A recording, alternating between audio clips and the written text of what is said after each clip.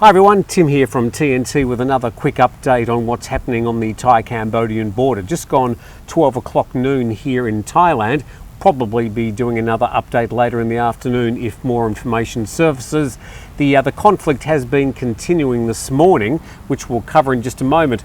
Just a quick note though about some of the not necessarily fake news but certainly partisan news which is being published by one side of the border or the other. We'll be presenting some news from publications on both sides, and we'll start with Bangkok Post. Thailand-Cambodia exchange heavy artillery as fighting rages for a second day. Both sides exchanged heavy artillery this morning as their worst fighting in more than a decade stretched for a second day. And it estimates as of this time that there's been at least 15 people killed in the conflict. Thailand's Second Army region reported clashes from before dawn in Ubon Ratchathani and Surin provinces and said Cambodia had used artillery and Russian-made BM-21 rocket systems. Authorities say that 100,000 people have been evacuated from conflict areas on the Thai side. These are largely agrarian communities, a lot of farmers living around this area, and even on a day-to-day basis, well, until recently, there would be quite a lot of cross-border trade between the various communities.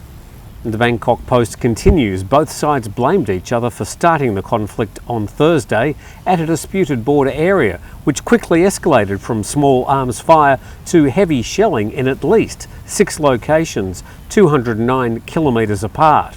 So it is this 200 kilometres of shared border that's causing all the problems. Let's just check on a map.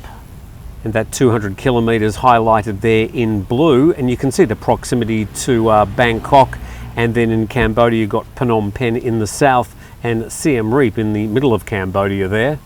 And just to give you an idea, if you were to get in a car at Bangkok, it would take you between 5 and 7 hours to get to some of those areas. A lot of the roads as you get close to that border area are not the best roads in Thailand.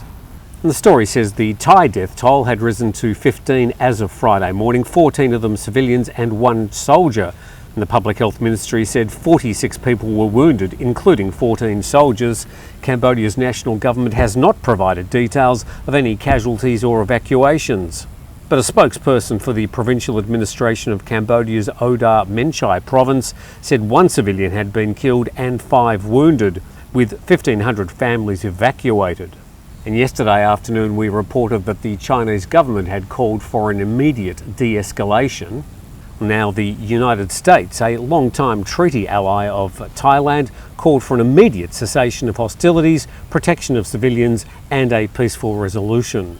And a bit closer to home, the Malaysian PM Anwar Ibrahim, who's also the chair of ASEAN this year, said he'd spoken to leaders of both countries and urged them to find a peaceful way out. And at the end of that Bangkok Post article, I'll put a link in the description of this video, there's an excellent infographic which gives a bit of a timeline as well as a map showing where some of these conflicts have been taking place. So from the Thai side of the coverage, we now go to Cambodia and their coverage in Khmer Times. And published at about 11:30 this morning, Thai forces launch major attack on Tham Luang Temple. That Cambodian forces stand firm. I'll get to that red one in a moment.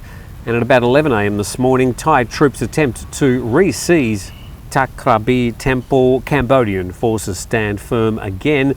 And this one, red faces at the nation Thailand as they withdraw Priya Vihir seizure story as fake news. So what happened here? Well, on the left, this was at 9:25 this morning Thai time. Thai forces have successfully seized 2 temples, reclaiming areas previously held by Thailand. Thai troops, heavily armed, are now securing the perimeter of the regained territory. But then about 15 minutes later, they said, no, sorry, that's a fake news alert, reprinting their entire post. Then according to the Khmer Times, there's a link to their site in the description of this video. In an embarrassing about-face, Thai news outlet The Nation has now admitted that a story posted today, we go down to the bottom, is actually false. However, they swiftly changed their story about an hour later, claiming that the news was fake news, as confirmed by the Ministry of National Defence of Cambodia, who, as of this morning, completely rejected the false and unprofessional news reported by The Nation Thailand that the Thai military had taken over the 2 temples. And the spokesman for the Cambodian Ministry of National Defence confirmed that the Thai media report, and then further down, is false information because until now they're still controlled by the Cambodian army. But the writer of the article just couldn't help themselves. In addition, it's noteworthy that the nation Thailand always publishes false information and has no professional journalism. Well, that is an editorial comment I'll stick up for nation Thailand. Obviously they got that story wrong, but they retracted it soon after. In these theatres of war, reporting the information accurately and getting it to an eager public is very, very difficult and complicated, and what you post at one moment may change quite quickly, and so changes need to be made and things updated ASAP.